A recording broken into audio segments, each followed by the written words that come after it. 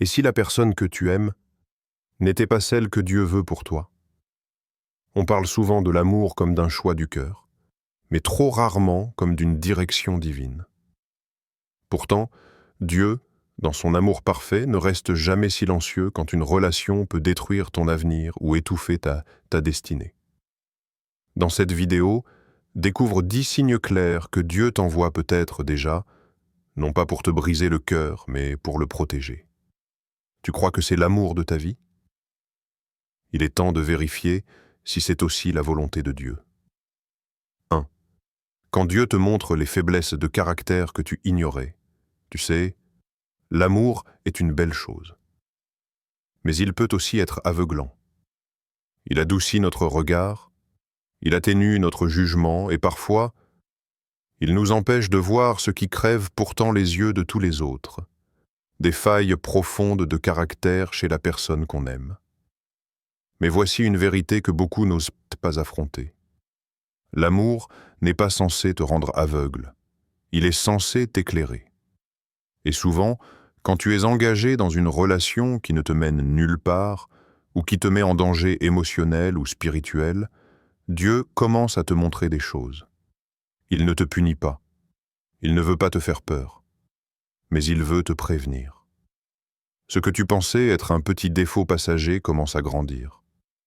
Ce que tu excusais hier devient pesant aujourd'hui. L'irrespect, l'orgueil, la colère incontrôlée, le mensonge, l'instabilité émotionnelle, tout ça commence à se manifester plus clairement. Et tu ressens une alarme intérieure. Un inconfort que tu n'arrives plus à ignorer. C'est un signe. Dieu est en train de tirer sur la cloche d'alarme. Et tu sais quoi? Il le fait par amour pour toi. Il sait que si tu continues à ignorer ces signes, ce qui est supportable maintenant deviendra insupportable demain. Les relations ne s'améliorent pas par magie au mariage. Ce qui est toxique aujourd'hui ne devient pas sain demain, juste parce que tu as dit oui devant un pasteur. Tu ne peux pas transformer quelqu'un. Ce n'est pas ton rôle. Tu peux prier pour cette personne, oui. Tu peux l'encourager. Mais tu ne peux pas bâtir une vie entière sur un espoir aveugle que l'autre va changer par amour pour toi. La transformation vient de Dieu, pas de ton attachement. Et parfois, Dieu te révèle ce caractère brisé non pas pour que tu le répares, mais pour que tu t'en éloignes. Parce que tu mérites plus. Parce que ton cœur n'est pas un chantier de réhabilitation pour âmes blessées qui refusent de changer. Alors pose-toi cette question. Est-ce que je suis en train de nier ce que Dieu me montre clairement? La peur de la solitude, les années investies, la pression sociale, tout ça peut t'aveugler. Mais Dieu n'est pas muet. Il parle. Il avertit. Et son but, ce n'est pas de te faire peur ou de te culpabiliser. Son but, c'est de te protéger, de t'éloigner du désastre. N'attends pas que ça devienne un naufrage. Si Dieu t'ouvre les yeux, regarde. 2. La personne ne partage pas ta foi. Tu es tombé amoureux, mais cette personne ne croit pas en Dieu, ou du moins, pas comme toi. Peut-être qu'elle respecte ta foi, qu'elle te laisse prier et aller à l'église, qu'elle ne s'oppose pas directement à ta spiritualité. Et tu te dis, c'est déjà bien, non? Mais laisse-moi te poser une question sincère. Est-ce que tu veux construire ta vie sur une base fragile? Car la foi, ce n'est pas juste une partie de ta vie. C'est ton fondement, ta lumière, ton espoir. C'est ce qui te fait tenir quand tout s'effondre. Si ton ou ta partenaire ne partage pas cela avec toi, vous allez dans deux directions opposées, même si vous êtes main dans la main. Un jour, tu prieras pour un enfant. L'autre jour, lui ou elle dira que ce n'est pas si grave. Un jour, tu voudras jeûner. L'autre jour, il ou elle voudra faire la fête. Un jour, tu diras « Mettons Dieu au centre de notre foyer ». Et l'autre répondra « Dieu n'est pas ma priorité ». Et toi, tu souffriras en silence.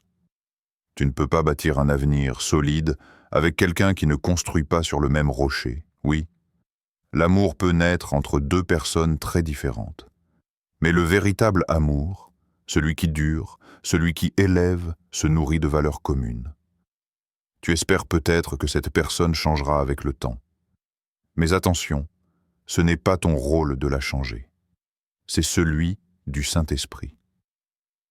Et même Dieu ne force personne à croire. Et si elle ou lui change un peu, est-ce authentique ou juste une stratégie pour te garder?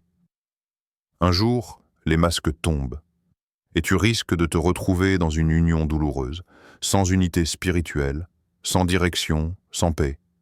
Alors sois honnête avec toi-même. La foi est la colonne vertébrale d'un couple chrétien. Sans elle, l'édifice se fissure. Et l'amour, même sincère, ne suffira pas à tenir. 3. La personne vit à l'encontre de la parole de Dieu. Cette personne dit aimer Dieu, mais ne vit pas selon sa parole. Elle ment sans gêne. Elle te pousse à coucher avant le mariage. Elle manipule, critique, méprise. Tu sais que ce n'est pas aligné avec ce que tu crois, mais tu te dis « personne n'est parfait ».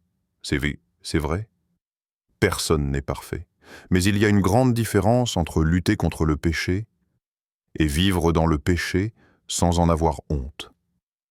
Regarde ce que dit Jésus dans Jean 14,15 « Si vous m'aimez, vous garderez mes commandements ». L'obéissance est la preuve de l'amour pour Dieu, pas la perfection, mais la soumission sincère.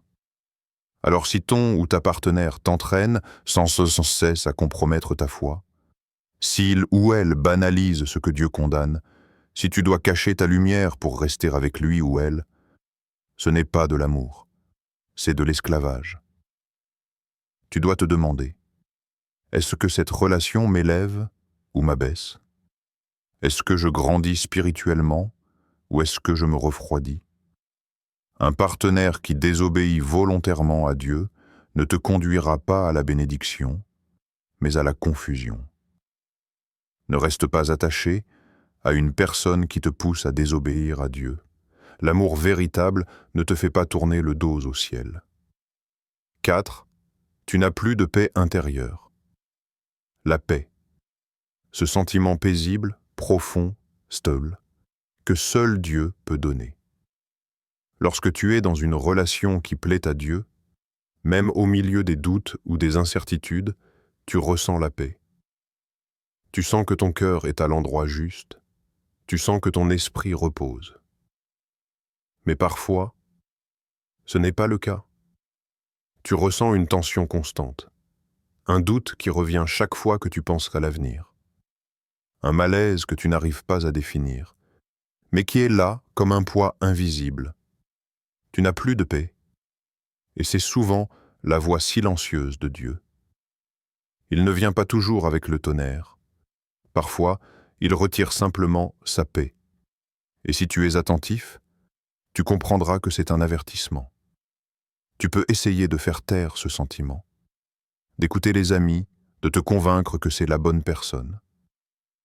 Mais la vérité, c'est ce que Dieu t'envoie une alerte intérieure. La paix de Dieu n'est pas négociable. Elle est ton guide, ton feu vert ou ton feu rouge. Si elle disparaît, ne continue pas comme si de rien n'était. Prie, cherche, écoute. Car souvent, l'absence de paix est une réponse en soi. 5. Cette personne éteint ton feu spirituel. Souviens-toi du jour où tu étais rempli de feu pour Dieu. Tu te réveillais avec l'envie de prier.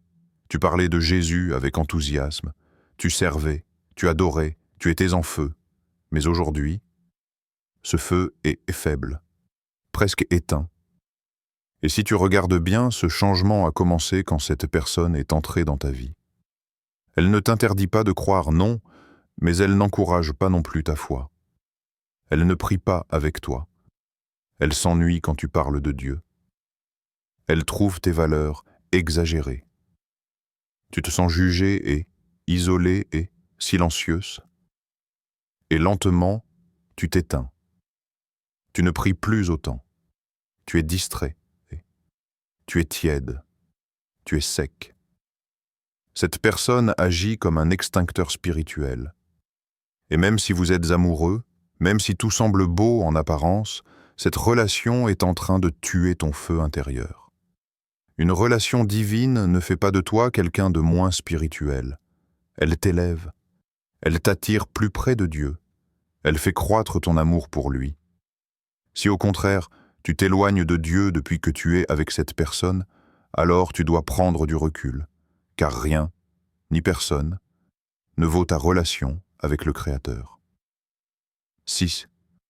Dieu te parle directement, et si Dieu te parlait directement, pas à travers un pasteur, pas à travers une chanson, pas à travers un rêve flou, mais clairement, précisément, personnellement. Tu peux penser que ce genre d'expérience est rare, réservé à une élite spirituelle. Mais en réalité, Dieu parle à ceux qui veulent t'entendre. La Bible dit « Mes brebis entendent ma voix ». Jean 10, 27. Et parfois, Dieu te parle à propos d'une relation, pas pour te faire peur, pas pour gâcher ton bonheur, mais pour t'éviter une blessure que tu ne vois pas venir. Il peut te parler de manière audible, ou par une impression intérieure persistante, une parole reçue dans la prière, une conviction si forte que tu sais que ce n'est pas juste toi.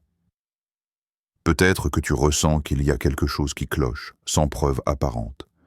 Peut-être que tu sens une voix douce qui dit « Ce n'est pas lui, ce n'est pas elle ». Peut-être que tu entends une parole qui te bouleverse, dans une prédication, une lecture, une conversation, et tu sais que c'est Dieu. Mais souvent, au lieu d'écouter, on rationalise, on repousse, on doute, et parfois, on désobéit. Mais souviens-toi, Dieu ne parle jamais pour rien. Quand il te dit de t'éloigner de quelqu'un, ce n'est pas par cruauté, c'est par grâce, parce qu'il voit ce que tu ne vois pas. Il connaît l'avenir, il connaît les intentions cachées, il connaît les dangers dissimulés sous un sourire charmant.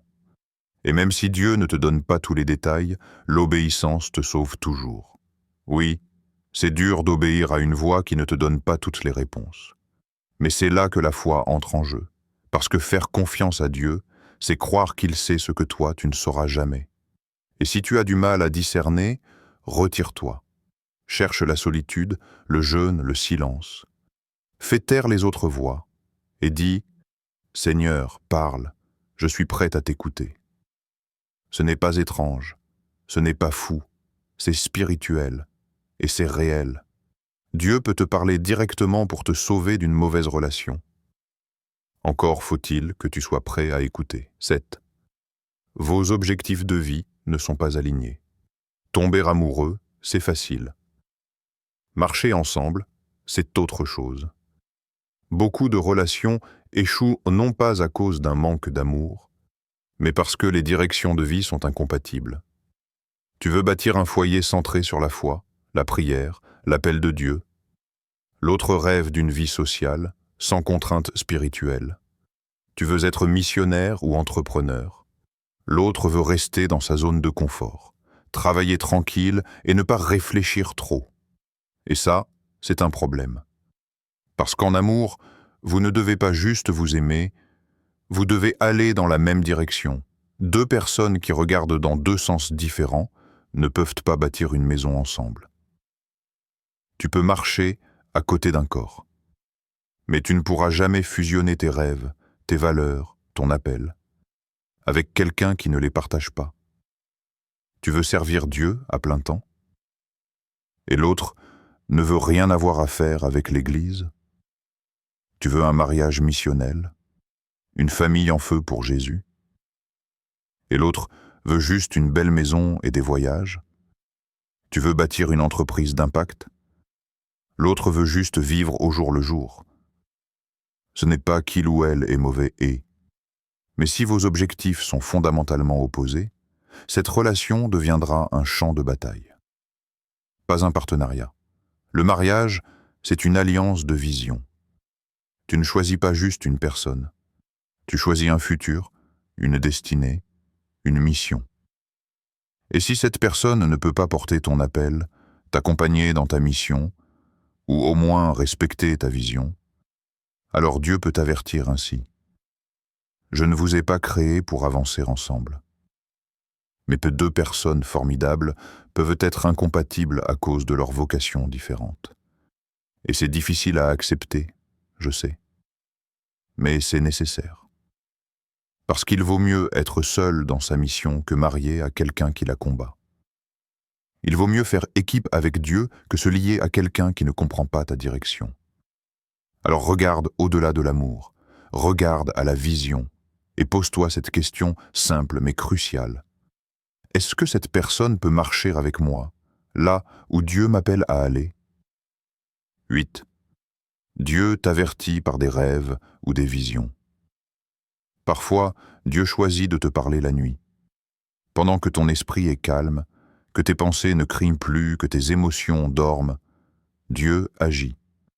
Et il parle par les rêves ou les visions.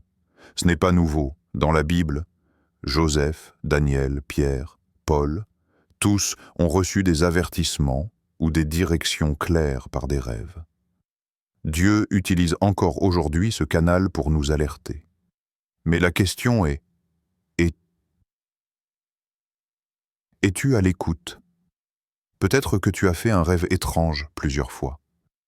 Peut-être que tu vois cette personne dans un contexte trouble, négatif, inquiétant. Peut-être que tu te réveilles avec une sensation d'alerte, de malaise, sans savoir pourquoi. Et tu l'ignores, parce que tu ne veux pas penser trop ou voir le mal partout. Mais écoute, tous les rêves ne sont pas banals. Certains sont des avertissements divins. Et quand Dieu te montre quelqu'un sous un jour sombre, c'est qu'il veut que tu sois vigilant. Oui, l'interprétation des rêves demande du discernement. Ce n'est pas automatique. Mais c'est pour ça que tu dois prier. Demander à Dieu la clarté. Ne pas ignorer. Parfois, ce que ton cœur refuse d'accepter en plein jour, Dieu te le montre la nuit. Pas pour t'effrayer, mais pour te préparer, te protéger, te rediriger. Tu ne comprends pas un rêve? Note-le, prie, demande au Saint-Esprit de t'éclairer. Tu fais le même rêve plusieurs fois? Ce n'est peut-être pas un hasard. Ne méprise jamais la manière dont Dieu choisit de te parler. Car la voix de Dieu peut venir même dans ton sommeil. Et si tu l'écoutes, elle peut te sauver d'un avenir brisé. 9. Tes parents ne soutiennent pas la relation. Ce n'est pas facile à entendre, mais parfois, Dieu parle aussi à travers tes parents. Surtout s'ils sont des croyants sincères, des personnes de prière, des hommes et femmes de foi. Ils ont prié pour toi avant même que tu sois né, et ils portent ta destinée dans leur cœur, et souvent, ils ressentent ce que toi tu refuses de voir. Tu leur présentes cette personne, et au lieu de la joie, c'est l'inquiétude. Au lieu du « oui », c'est le « je ne le sens pas ». Tu entends des phrases comme « quelque chose ne va pas »,« j'ai prié et j'ai une alerte »,« je ne peux pas t'expliquer, mais je n'ai pas la paix ». Et toi, blessé, tu penses qu'ils ne veulent pas ton bonheur. Mais si tu prenais un instant pour réfléchir, et si c'était Dieu qui leur avait déjà parlé? La Bible dit qu'il y a sagesse dans le conseil des anciens. Non, tes parents ne sont pas parfaits, mais ils ont du recul. Et quand ils prient, Dieu peut leur révéler ce qui est caché à tes yeux. Bien sûr, cela ne signifie pas que chaque opposition parentale vient de Dieu. Il y a des cas où les parents ne comprennent pas l'appel de Dieu sur ta vie. Mais si ce sont des croyants spirituels, tu ne dois pas écarter leur discernement. Demande-toi, ai-je pris le temps de prier avec eux, de les écouter humblement? Et si plusieurs voix spirituelles autour de toi disent la même chose, sois attentif. Dieu utilise les voix de ton entourage pour confirmer ce que ton cœur hésite à accepter. 10. Tu mets cette personne au-dessus de Dieu. C'est peut-être le plus dangereux de tous les signes. Pas parce que l'autre personne est mauvaise, mais parce que tu l'as placé là où seul Dieu devait être. Tu ne t'en rends peut-être pas compte, mais peu à peu, ton monde tourne autour de cette personne. Tu penses à lui ou à elle plus que tu ne pries. Tu parles à cette personne plus que tu ne parles à Dieu. Tu fais tout pour plaire à l'autre, mais tu négliges ce qui plaît au Seigneur. Et tu justifies, c'est l'amour, non? Oui, mais l'amour ne doit jamais devenir idolâtrie. Dieu a dit dans Exode 23, « Tu n'auras pas d'autre Dieu devant moi. » Et parfois, ton petit copain ou ta copine devient ce Dieu invisible, à qui tu donnes tout ton cœur, toute ton attention, toute ta volonté. Et Dieu, il passe au second plan. Ou pire, il devient un outil pour garder cette personne. Seigneur, change-le. Seigneur, garde-la. Mais au fond, tu as remplacé Dieu par un être humain. Et Dieu est un Dieu jaloux, pas au sens humain. Mais il veut ta fidélité, ton cœur, ta priorité. Si cette relation prend la place de Dieu dans ta vie, alors ce n'est pas une bénédiction, c'est une idole. Et tôt ou tard, une idole te détruira. Parce qu'elle n'a pas été faite pour porter ton âme. Dieu veut que tu sois en couple, oui. Mais il veut que lui reste au centre. Si ton cœur est déséquilibré, Dieu peut te le faire sentir. Et ce sentiment n'est pas un rejet de ta relation. C'est un appel à la réorganisation spirituelle. Ne donne à personne le trône que Dieu seul mérite. Chaque relation peut marquer ta vie ou la briser. Mais la bonne nouvelle, c'est que tu n'as pas à choisir seul. Dieu veut te guider, te protéger et t'amener vers la bonne personne, au bon moment. Alors, écoute, prie, discerne, et n'aie pas peur de lâcher ce qui n'est pas pour toi, car Dieu a mieux pour toi. Si cette vidéo t'a parlé, abonne-toi dès maintenant pour ne pas manquer les prochains contenus inspirés. Et surtout, souviens-toi, Dieu ne te ferme jamais une porte sans en ouvrir une meilleure.